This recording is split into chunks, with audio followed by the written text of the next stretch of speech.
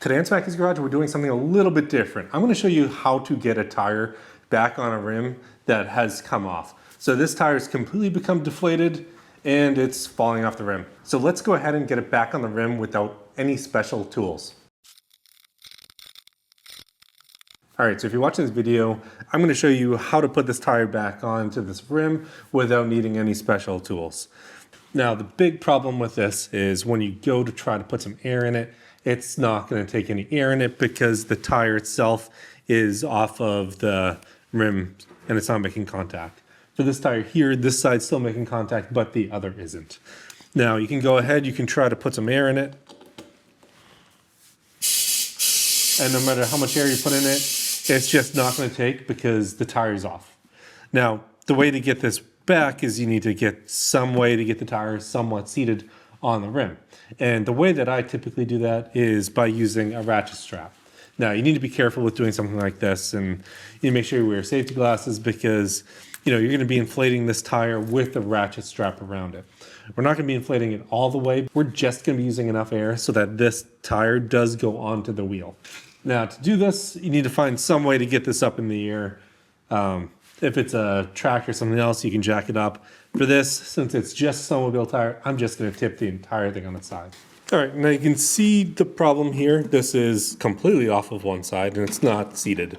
Now, no matter what I do, I'm not going to be able to get this to get seated easily and to be able to get some air in it.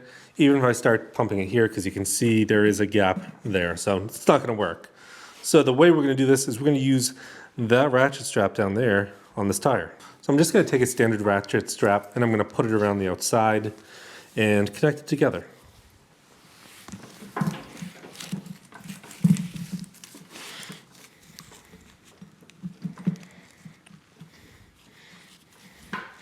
And after I get it on, I'm going to make sure it's completely flat.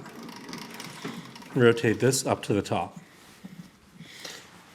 Now, what I'm going to do is I'm just going to add a little bit of pressure until I can see that this is starting to seat a little bit more. So I'm going to take this and just start closing it.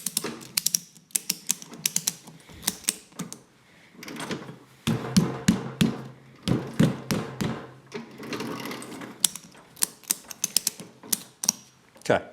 Now that I've done that a little bit, I'm going to go ahead and I'm going to put some air in it. Now you might have to play around a little bit with this to try to get it sealed just enough so that it'll seal on the tire itself. I can see here it's still not sealing, so I'm going to have to add a little bit more pressure.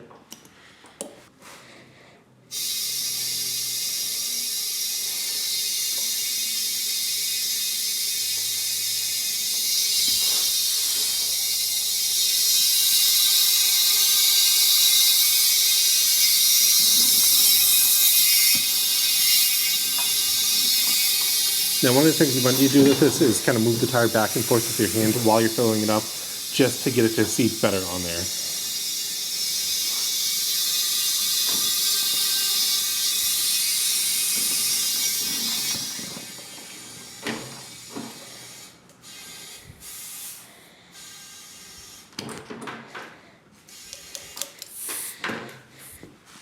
Then after you get it sealed, like this is,